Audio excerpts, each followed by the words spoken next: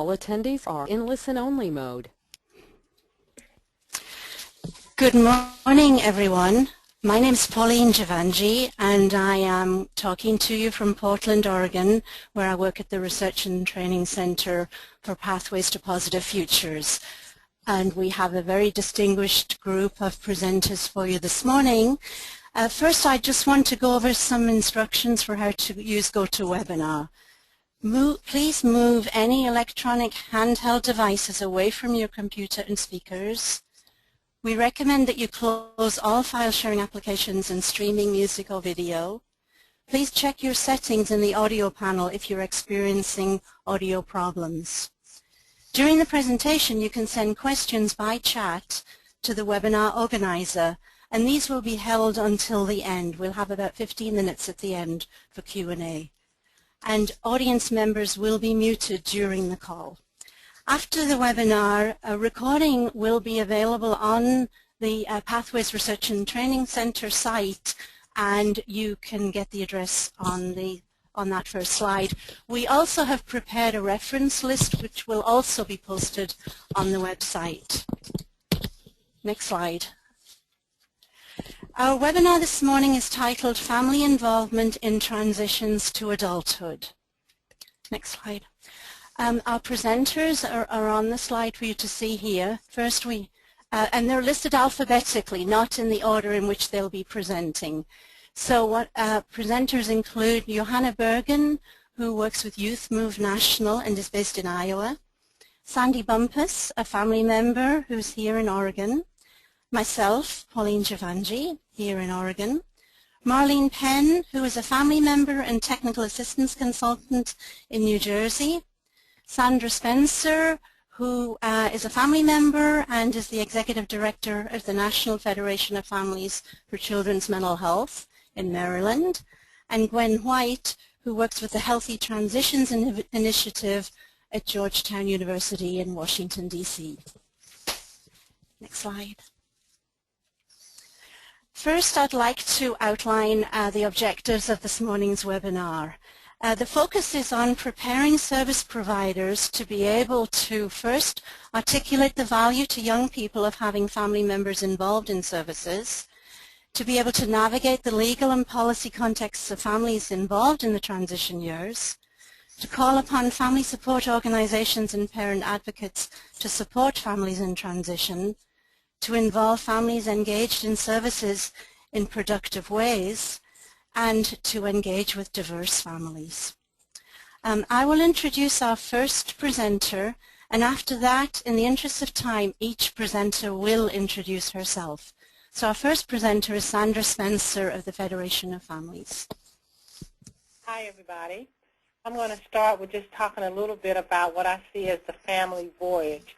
And what I mean by that is families, once they become parents and caregivers, they have the total responsibility of navigating their child's course. Children are young and they need parents in their lives making decisions, keeping them safe, making plans for their future. And so as a part of this, sometimes families, we encounter rough waters, and sometimes we have to sail and we have to navigate around those waters. And sometimes in a storm, we actually have to call upon helping professionals and extended family members to help us. And then there's times when there's smooth sailings and families go along fine. But then there's a thing that happens when our young people start transitioning into these adult years. And then there's a natural pulling away that we see between these young adults and their family members. And this is a natural part of folks growing up. I am in the midst right now of raising 3 children that I consider all in the transition age, a 17-year-old, 21-year-old, and a 23-year-old. So I'm just living this experience as we speak. But sometimes there's a forced disconnection within the systems when you have your children going into that young adult age. And sometimes this forced disconnection, it can be a very smooth transition, and sometimes there's an instant disconnect. And what I think we don't want to have is that for one day when this young person turns 18 or 21, to have a service system say to those young people, okay, now we have to directly serve you. We don't want this interference from your family. but we really want systems to really understand and value the connection that young people have with their families if they really do have that good connection. And sometimes I even see that systems can be really disrespectful to families and to youth in that way when they inform the young person that, you're of age now, so you really can make all of these decisions alone. You really need to make sure that you're talking directly to your professional provider and not including your family. Next slide. So we always need for, next slide, please. Always need for providers to understand that families are a great resource, and they generally want to be helpful. And so we need to understand that, especially if the young people have a good and ongoing relationship with their families. Sometimes when you get in crises, they don't see the value of their families, and they don't always want their families involved. And I think that we need to understand that sometimes these crises are short-lived. For example, it could be just a young person who sees a professional and really is adamant about not wanting their family members involved in their treatment or not wanting them a part of the process. And it could be something as simple as they're angry with their caregivers or parents because maybe they lost their driving privileges for a month. They got their car keys taken away because of some kind of behavior. Or there could be just some little rift within the family that probably will work itself out. And so providers need to make sure that they can help that young person continue to keep that connection, because that connection to their parents and caregivers is something that's important and valued by both the youth and the family member. Also, I think that providers need to make sure that young people, especially in these emerging adult years, keep all of their social and emotional support. Know that the most important thing is our connection and our informal supports that we get. So we need to help young people keep those connections. Young people and transition age youth need a lot of help around their financial situations. We need to make sure that they have good housing and that they understand things around paying bills and having good credit, and that they have good access to health care, especially if they have mental health challenges. We need to make sure that young people know that it's important for them to continue their treatment, whatever treatment system they're in. And the other thing I'll talk about a little bit is education, because one of the things that I hear loud and clear from young people who are transitioning is they don't necessarily see a successful transition as transitioning from child-serving systems into adult-serving systems. They see a successful transition as to transitioning from any system into a great job opportunity, higher education opportunities, and really to being productive in society and having that independence. Next slide. So providers should be prepared to speak about the values of family involvement. Make sure that they're letting these young people know that your family are your support. One of the things that I talk about is the de-skilling process. And this is a process where the parenting history and the parenting skills are sometimes judged by providers. And I like to use a phrase that I used to hear my father use all the time when he talked about the Monday morning quarterback, and how that when he would get to work on Mondays after Sunday night football, everybody was given advice that this is what the quarterback should have done. If he had thrown that pass, it would have been a touchdown. And sometimes that's what providers do. They kind of look back over the life of a family, and then they judge the parenting skills.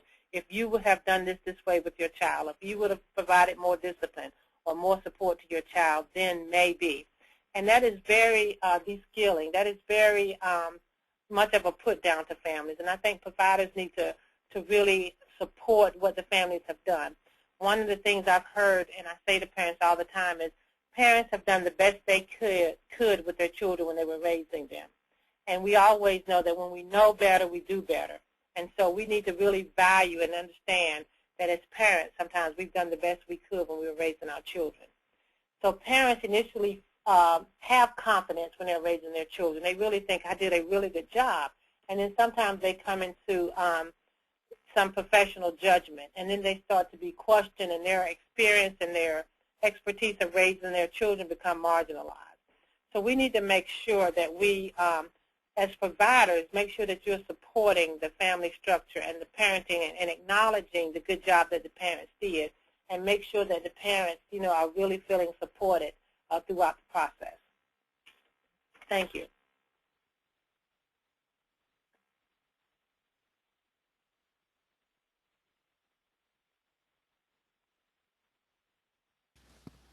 All right, is Marlene there? Can you hear me? Hello? We can hear you, Marlene. Good. Very good. Thank you. Good afternoon. Speaking to you from the East Coast. Speak to you as a family member and what the implications are for practice with families. I see this as new opportunities with challenges for the parent-provider relationship. This is an opportunity for providers to help us keep our families close, to keep from fracturing. These transition years, they're hard for any family, even when our young people, our children don't have mental health needs. So is there an agency culture that keeps families close? Is there an agency culture that is respectful and considerate to families within your own agencies? Is there a mechanism by which parents can speak to the provider when we have questions?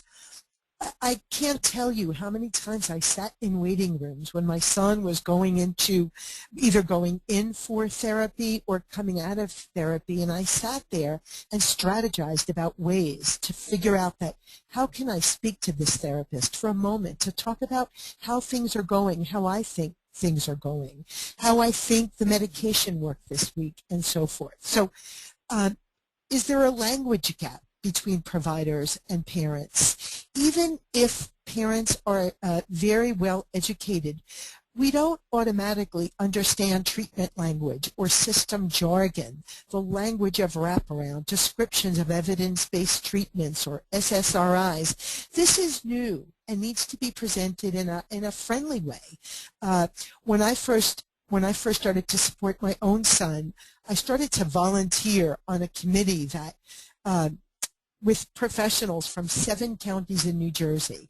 People thought I was being generous with my time, but to tell you the truth, it was helpful for me to understand the language of the system. So I ask you to be sensitive to that. Next slide.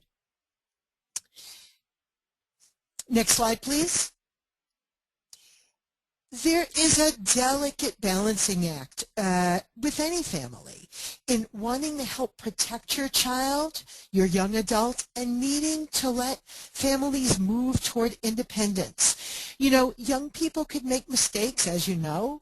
Parents can make mistakes, but there's this terrible pressure when parents have kids with mental health needs because while all this is happening, we may feel judged. There are notes in the record. Sometimes we feel blamed. Please understand that when other young adults make a mistake, the penalty could be small.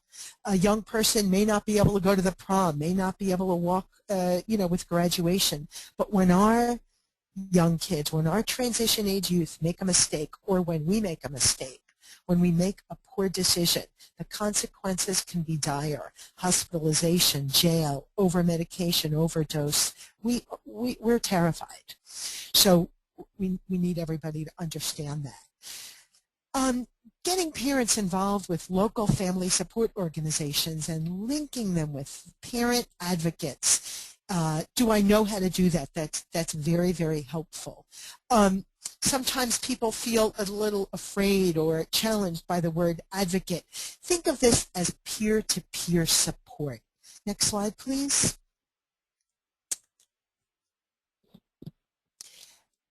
Parent advocates or people in a peer-to-peer support role are here to help other parents navigate the system and to help translate what's happening in the treatment world and help providers understand what's happening with families. I've been a parent advocate myself. We're not many clinicians, and for those of you who have worked alongside a peer-to-peer support provider, you know that there are many rewards in this parent-professional partnership, and there are also challenges. Success with this kind of relationship, working alongside parent advocates or peer-to-peer support providers, requires planning, and it requires structure of the role. And we look to the Federation of Families for Children's Mental Health to learn more about this role and what's happening with national certification and parent advocates around the country. But in general, it is a wonderful, parent advocates really serve as cultural brokers, really work as empowering parents and youth, making sure the voices are heard, and best of all, bringing parents who can be very isolated in raising a young person with mental health needs by sharing their own personal experiences. Okay, next slide. Hello, I'm Johanna Bergen, speaking to you from Iowa today, and I'm here to offer a young person just in and out of transition age perspective on this conversation today. So when you first meet a young person or a young adult who's in this age, probably just past 18 or a little older, it's important to know that they might be in one of two places. They might be coming to you very grateful and surrounded by the support of their family members and willing and ready to work with them as they move towards recovery and independence. On the other hand, they might be coming to you wanting to take this time to break away from their family, to step out on their own, to say, I don't need their help anymore. And I think the important thing to do is to not assume that any young person is either in one or the other of these places before you actually get to spend some time and talk to them. And I'd like to touch on something that I heard Sandra mention early in her talk, that oftentimes a young person might appear very angry or appear as if they want to create a rift between themselves and their family. It's important to take a few moments to find out if that's what is driving that feeling, because there's a pretty high chance that it might be just a normal parent-child conflict, something like a disciplinary action took place and the young person is angry about that. But would you want to base then the next many years of treatment that this young person gets on the basis that they dislike their family when really they were maybe angry for the day or the week at their parent or guardian? And the other thing that I think it's important to understand, oftentimes when a young adult in this transition area walks into an office or a clinic setting, they don't know and they don't have the option to choose to be treated as a youth or as a child or as an adult. I had the experience of becoming pregnant with my daughter at age 19, and I felt like every time I walked into a clinic, and sometimes it was to see a doctor for my pregnancy, and sometimes it was my mental health therapist, and sometimes it was a community-based service to offer support around young mothers. I never knew if they were going to want to talk to my mom or need my dad's signature, or if they were going to treat me as if I was living completely on my own and was totally alone in this journey. And that wasn't a decision that was asked of me. And so I oftentimes came into situations kind of jumpy, like, am I here with the right insurance? Am I here with with the right permission from my guardian, or am I the adult? It was interesting to be viewed as oftentimes as a child of my parents, and then the next day viewed as the parent of my future child. And that can make any young person uneasy during this time. Next slide. I think one of the important questions to think about today is, how can family members and that family support help a young person throughout this time of transition? And if you just take a moment to look over the questions on this slide, is the young person able to discuss his or her mental health condition? Does the young person or the young adult know how to articulate his or her mental health and other physical health needs? Does the young person know how to access help? These are questions that have so often been answered for us by our parents, especially for those of us who enter the mental health system at a young age. Our parent or our guardian or our caregiver was there to answer the doctor's questions, to provide information to our educators at school, even going to summer camp. It wasn't just you going. Your mom sent notes and made calls ahead of time to make sure that there be the right care for you in whatever situations might arise. Oftentimes, this might have gone on without our knowing. And so now, all of a sudden, if we're striking out at 18 or 19 and going into a situation, do we know to step up and advocate for our needs right from the very beginning? And if you think about these questions, kind of handing the information and the answers of these questions from the family members to the youth, and the handing off of these answers and the abilities to answer these questions is what the growth during this transition period is all about. And so we might think about, as a provider or as a peer specialist or as a community support for these young people, how can you help family and youth have these conversations and make sure this transition happens smoothly and happens with the participation of the family and the young adult. Next slide. And kind of talking about the implications of all of these ideas on practice, and particularly in a mental health setting for young adults and young people, it's so important to listen and to treat young adults with the respect and the dignity that they deserve. We're really striking out on our own for the first time, and we want to know that we'll be here and you'll be here to listen to us respectfully. There's kind of two important things, and one is to provide ways for a young person to grow and to develop during these years. How can you encourage the young adults you work with to have new experiences, to look for groups and organizations to join, to build skills, to really prepare them for adulthood? And maybe an option here would be even to allow the young adult to find a way to advocate for their mental health needs as well as other mental health needs of their peers. And the other idea is to allow for that growth to happen, also while encouraging and allowing for supportive relationships to develop, and oftentimes looking very specifically to family members and to the close friends surrounding the youth, and how can you help build a supportive relationship so they're ready to move forward together. Next slide. A few more things that can help young adults in this transition time is to become involved, and to become involved in their kind of their own activities. It's a time to look for new clubs, new organizations, to try new things. Oftentimes there's support within faith-based communities and connections there that can be made. As the youth ages and really becomes this young adult, allowing for more autonomous decisions to be made.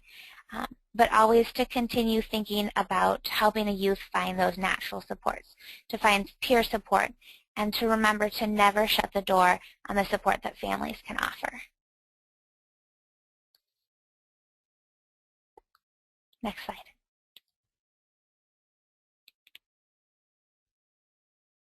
Good morning or good afternoon. This is Gwen White, and I work for the National Technical Assistance Center for Children's Mental Health at Georgetown University.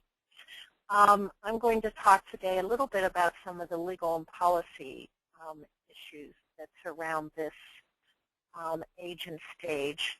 The transition to adulthood involves the interplay of three forces, and we've all experienced this one way or the other. There's the individual developmental transitions, there's family developmental transitions, and there are institutional transitions.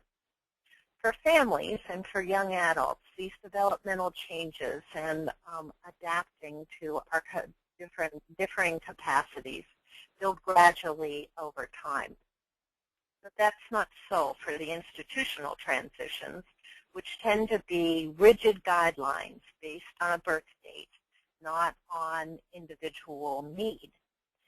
So, and to make it even more difficult, none of us can agree on what birth date means you are an adult.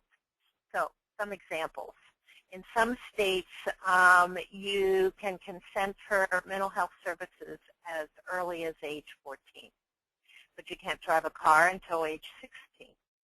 You have to be age 18 to have the right to vote and to join the military, but you can't consume alcohol or purchase cigarettes until age 21.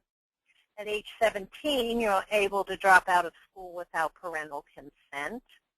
And every jurisdiction has differing opinion as to when you are an adult in terms of juvenile as opposed to the criminal justice system. So it makes life very, very complex and difficult for the young adults and for their family members.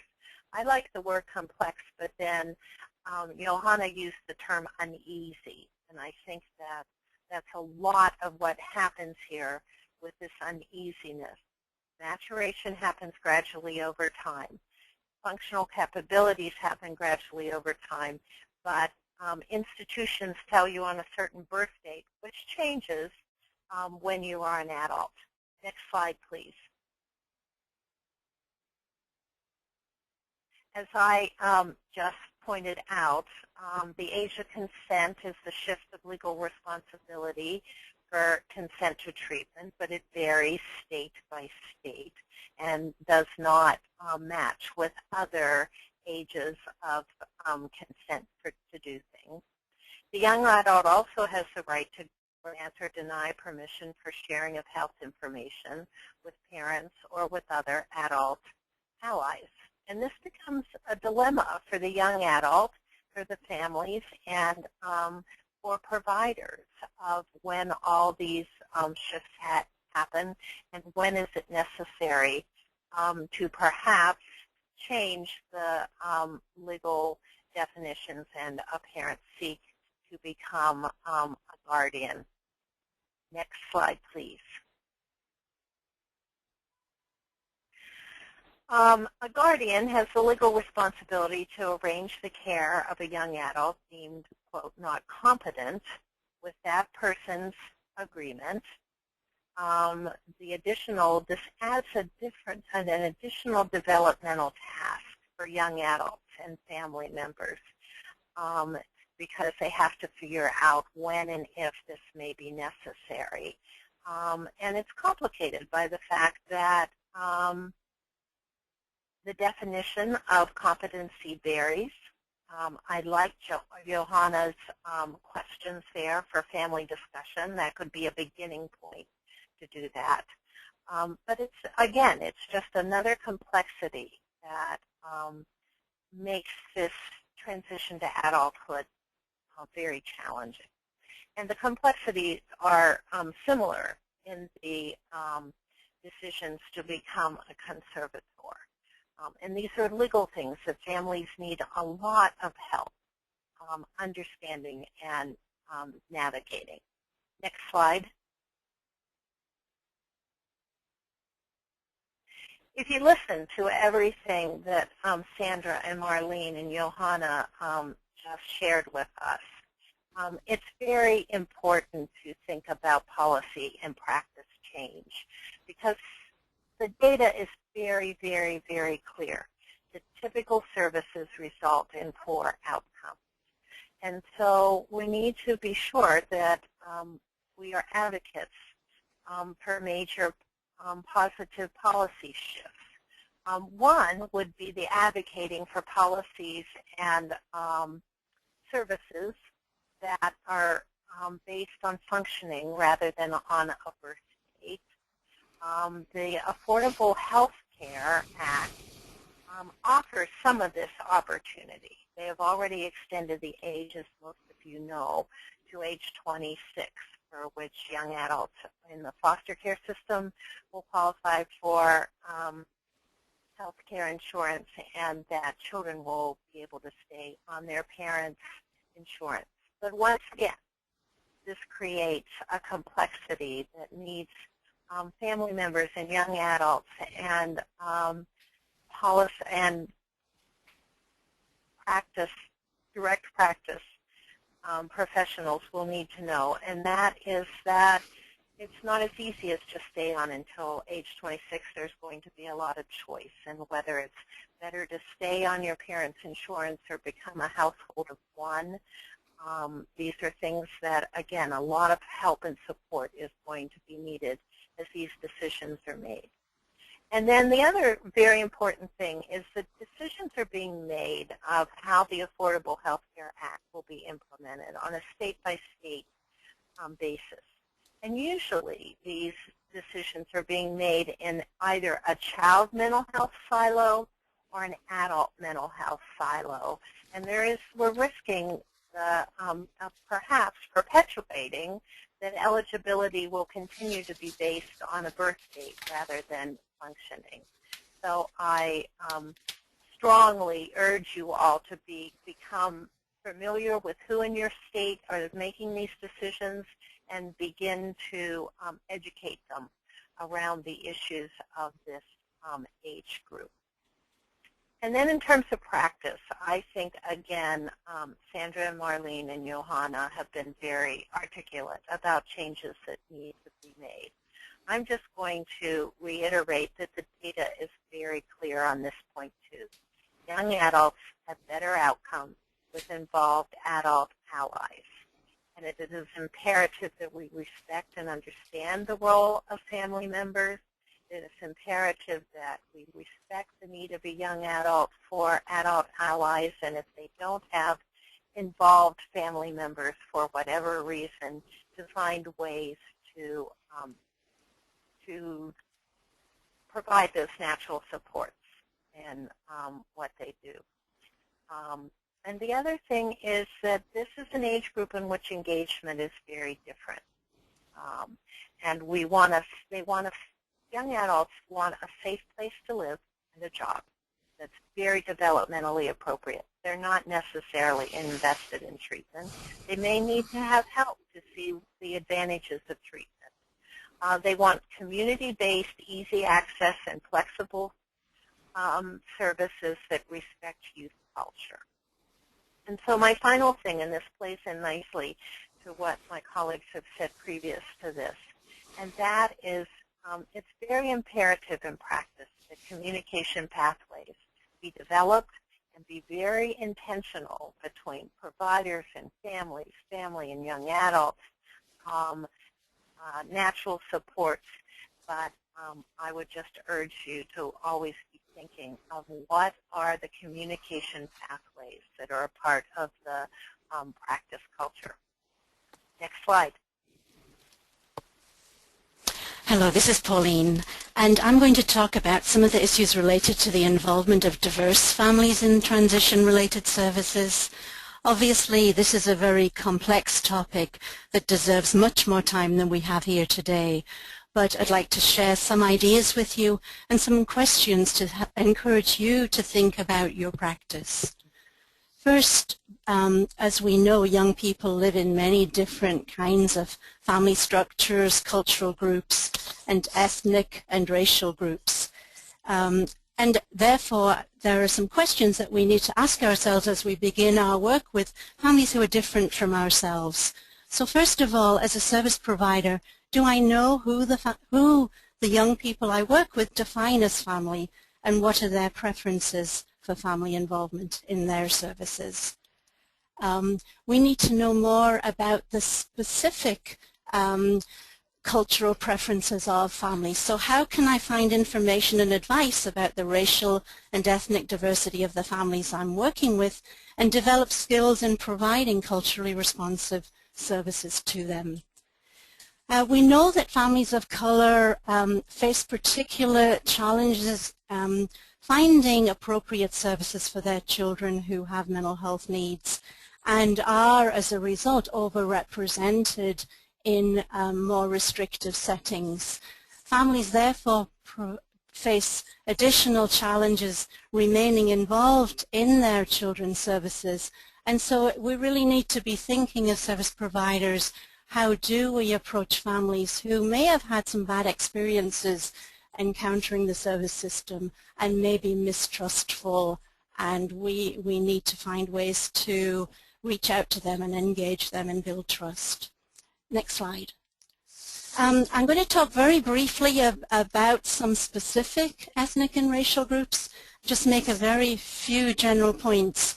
So first of all, in thinking about working with African American families and young people, we need to build trust with these families because of their traditional concerns about being misdiagnosed and overtreated, and placed in inappropriate treatment settings.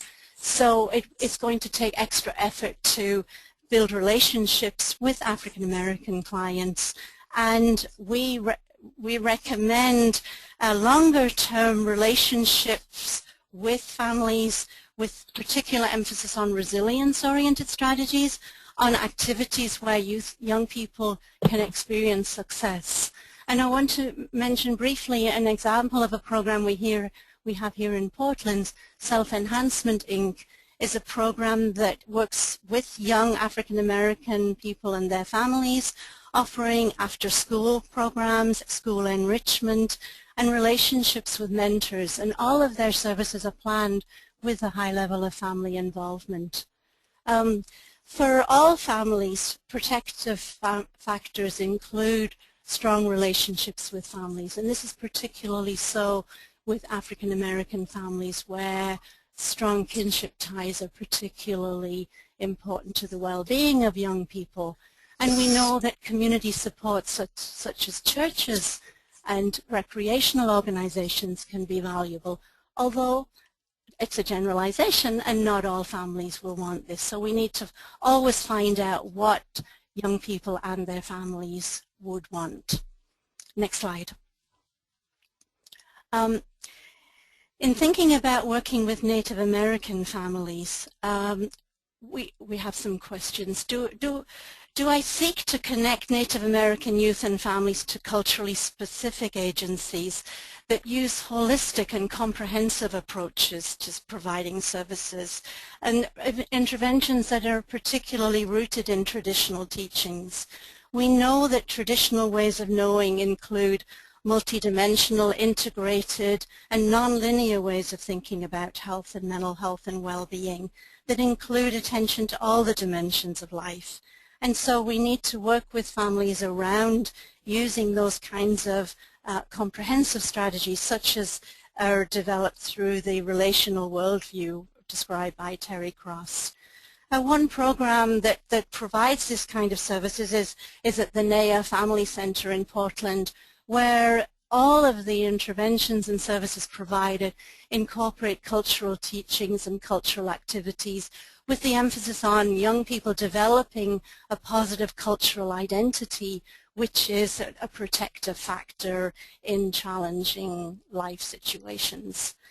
So families are encouraged to draw from traditional culture and spiritual teachings to guide their relationships with young people, and service providers too can support those efforts.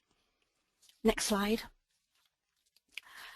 We're all aware of the growing numbers of immigrant families in the United States, and as of 2010, a quarter of youth are from immigrant families, and where there are higher rates of mental health conditions such as anxiety, depression, PTSD, and suicidality. So when we think about working effectively with immigrant families, we have to be thinking about the discrimination and poverty and other challenges that might be affecting their lives and which exacerbate any mental health concerns, and may also introduce caution in engaging with services. Therefore, we have to be thinking about respect and loyalty to family, which are protective factors. And we need to look at how families are developing biculturalism. So do we focus our interventions on promoting a strong sense of positive cultural identity to reduce the depressive effects of discrimination that young people can encounter? Next slide. For Latino youth in particular, helping interventions are oriented to health promotion, involving family, friends, peer supports, and other community supports that young people can trust.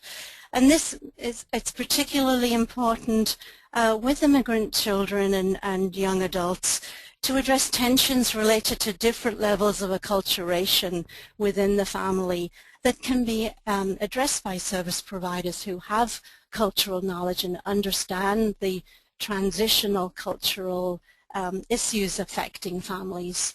So in work with Latino families, do we seek to facilitate youth-family communication to build understanding and appreciation of strengths? Do we reach out to community resources and engage in advocacy on behalf of vulnerable families? Next slide. Families that include a parent or youth who is lesbian, gay, bisexual, transgender, queer, questioning, intersex, or two-spirit may experience varying levels of acceptance and support when using mental health services. Therefore, do we use asset-based approaches to promote resiliency through developing positive identity, reducing stigma, promoting positive relationships and empathy, strong relationships with peers, supportive families, and positive role models, and adult allies, because we understand for all families those are going to be important supports to young people, and particularly so for these young people. An example of a program that provides this type of services is the Sexual and Gender Minority Youth Resource Center in Portland, otherwise known as SMIRC, where there is a drop-in center for sexual minority youth aged 12 to 23, where they provide art and music, peer support, support groups, job readiness preparation, and family counseling. Next slide. So a few general questions and issues to think about as we work with diverse families. Are we aware of the cultural beliefs that young people and their families bring to mental health services? Because there are differences in what's acceptable and unacceptable behavior across different cultures, and in the expectations of what service providers will do to help the young person. As service providers, we need to be open to our own biases and to examine them, and to be open to the family's culture, and to be able to negotiate around the form that services will take. So am I aware of families' different cultural beliefs about mental health, and have I clarified their expectations?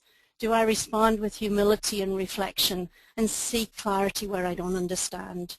Do I know where to seek the kinds of culturally relevant and specific support services that I've mentioned at the programs that we featured here? Am I working to support the development of positive ethnic and cultural identity? And have I sought to bring mentors to bring knowledge of youth culture to family members? Next slide. This is Sandy Bumpus, and I'm a family member, and I'm going to talk about the role of family support organizations as families are involved in this type of transition with youth moving into adulthood. First of all, there's a vast network of support across the United States that advocates for the rights of children and youth who have serious mental health challenges. And they, in a minute, we'll actually have the opportunity to look at some of these organizations, and there will be links for those who are interested to find out more information. The family support organizations are invaluable to our families and communities in terms of what they offer, and they really work to help families to achieve balance in all areas of their lives. And some of those areas might include providing support through a support group, or one-on-one working with a parent advocate, or a new role that we'll talk about in a minute called the peer support provider. Again, I just want to share for a minute about my own experience. I have two transition-aged youth. One is almost 26 and the other is 28. And with a 28-year-old, we've had the opportunity to navigate multiple systems since she was about the age of 3. And it took us a long time to find services. It took us a few years to kind of get a sense of what was really going on. But you know, by the time she was 8 years old, we had a pretty good idea that we needed to find some services and supports to help her out. And as a result of some of the work that we did and some of the support that we did receive, we were advised early on to involve her in any decision-making process that had to do with her own care and treatment. And I think that's really important. But still, it's very challenging, and you know, pretty soon the window of the 18th birthday comes into view, and that's a scary moment for a lot of families. So the family support organization can be very helpful in helping families learn how to navigate this special time in their lives and in the lives of their youth. And there has been research that shows that families who actually are involved in family support do experience improved outcomes for the young ones who are engaged in treatment for emotional or behavioral issues. And families also have support, who have support services are more likely to have their children remain in treatment and have better outcomes in the mental health service delivery system. And most recently, as I just mentioned, family support organizations are providing education and training for this new role that we're talking about called a peer support provider. And I understand that the Federation of Families is actually working on certifying this role this fall, and so that's something that you can be hearing more about in the future. And also in the state of Oregon, the Oregon Family Support Network, which is a chapter of the Federation of Families here in Oregon, has actually started offering a peer-delivered support core training, which we've been using the role of peer support provider for a number of years. We just recently started calling it that, but it's been such a valuable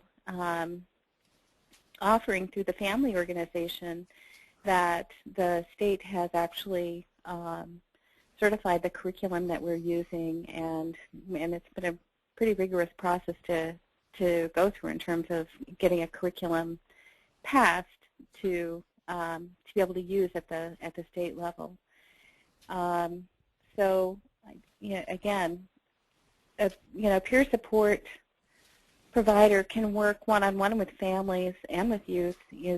That's why we're calling it a peer-delivered support provider, because it could be a youth member or it could be a family member working with others to help them navigate the system and really get this appropriate level of service.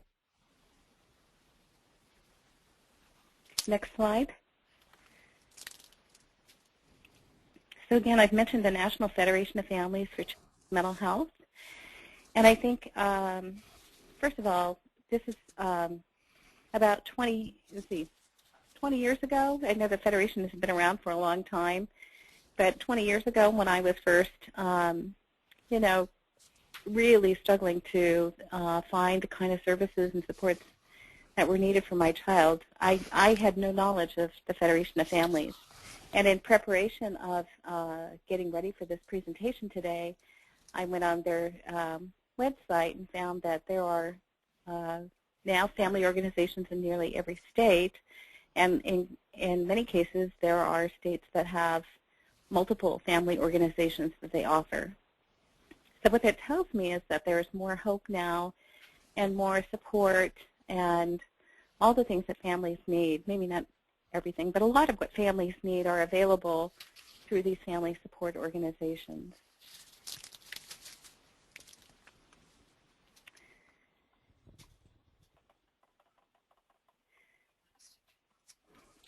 And the next thing to talk about is what family support organizations can do to support families involved in transition.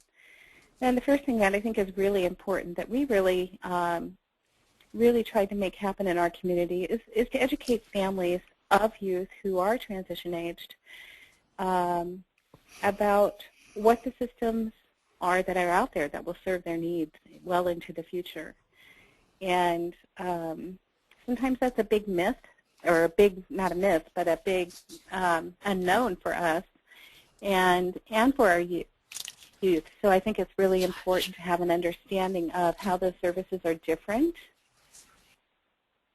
And as was mentioned earlier, what are some of the guidelines or rules that go along with serving youth in a once they've reached a certain age? What are the confidentiality laws?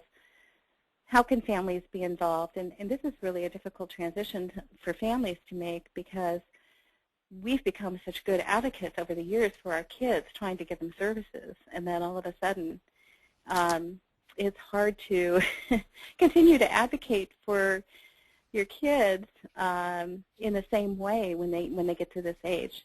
On the other hand, we really want our youth to be able to advocate for their own needs. The challenge is sometimes there's a gap between what they're able to do at the time that they enter into a different eligibility of service. The other thing is to educate communities about the special and developmental needs of transition-aged youth and their families, and utilize the role of a peer support provider and partner, as we talked about before. And the family support organizations can actually assist families and youth in being able to negotiate or renegotiate boundaries around decision-making, which I think is really very important. And then finally, connect families with other organizations that are specific to their unique needs. Okay. So I'm sorry, could you go back to that last slide? Sandy, we're getting a bit low on time. I think we need to skip over the programs. Okay. So if you take a and look get at to questions. Okay, if you get to review the programs that are listed here, and there's a little bit of information there about each one. So thank you. Thank you. So we're open to taking questions now. If you have a question, you can put it on the chat area, and I will direct the questions to any one of our presenters who has expertise in that area. So are there any questions?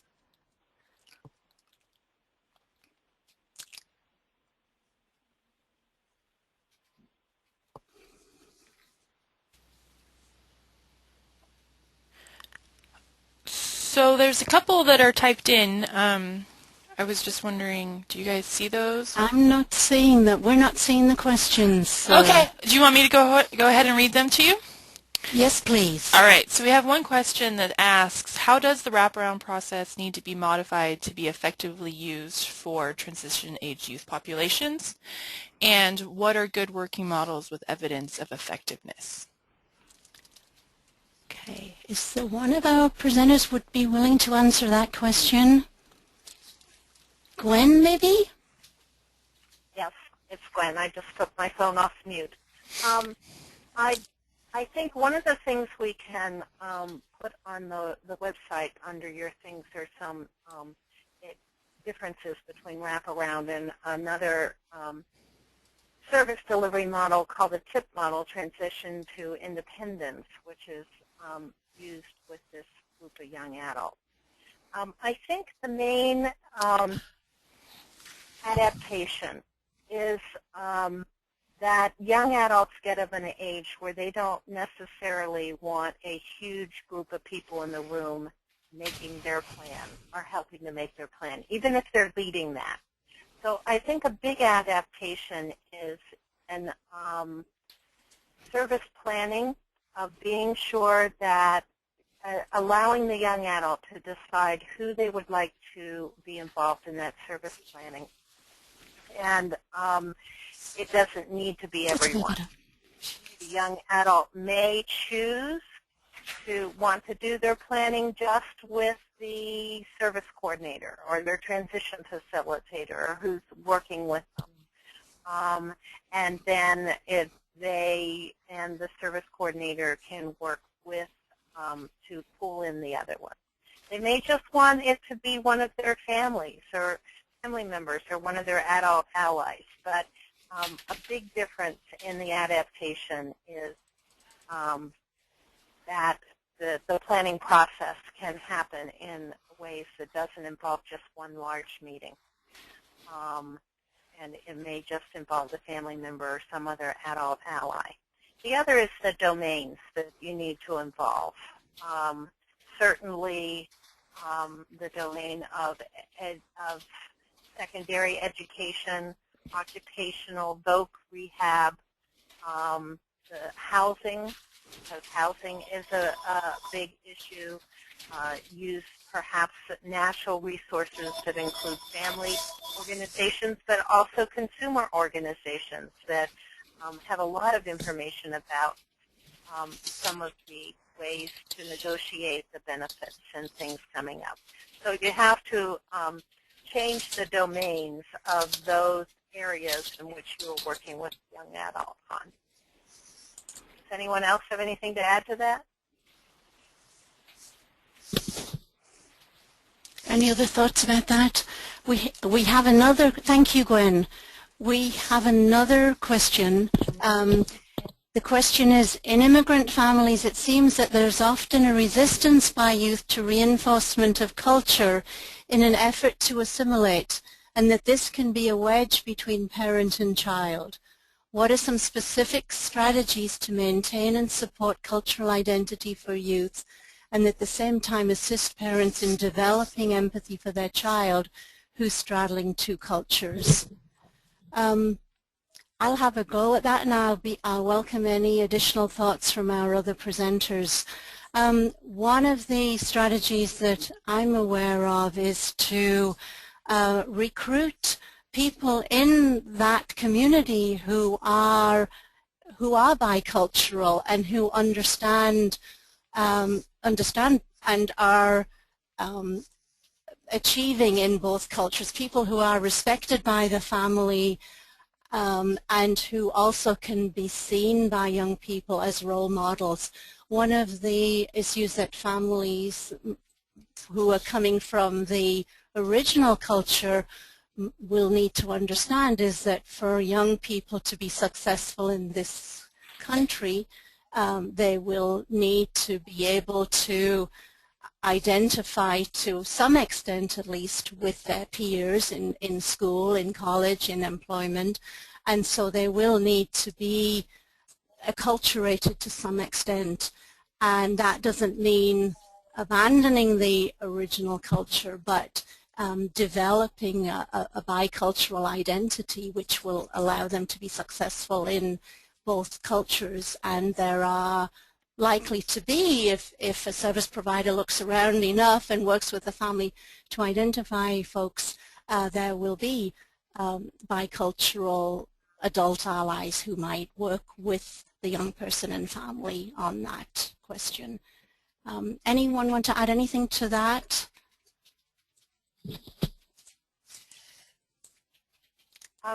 Pauline, this is Gwen. I would just add that it's also the natural supports, making sure they have that bicultural, but also service providers being very intentional about doing community hiring and Yes.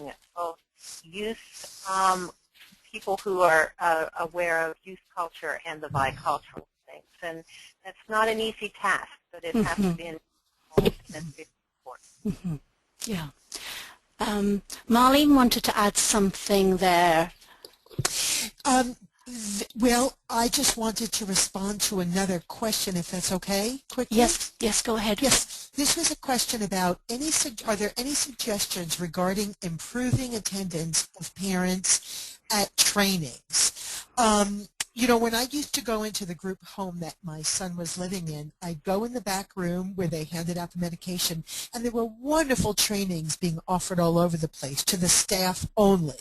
You know, ramifications of medication and treatment and so forth. And I used to think, oh, why don't I get invited to that as a parent? I need to know this too.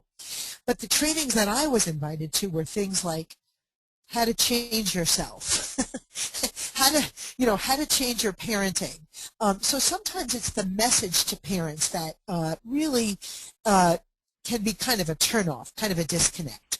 So you want to have parents on your board of directors, parents involved with you that are helping you think about what are the trainings that parents would actually be interested in, so that these are trainings that parents value. And we don't need to talk much about some of the tangible barriers that are there, such as, child care, the hours that parents are available, and even trying to provide some sort of a stipend in order for parents to be able to come. Thank you, Marlene. I'm realizing it's 11 o'clock, and so we will need to end the webinar. There's one more question here, which is how to help a young adult with no family support, someone totally on their own. So we will respond to that person by email, and hopefully we can provide some information and suggestions to you. So thank you again to our presenters.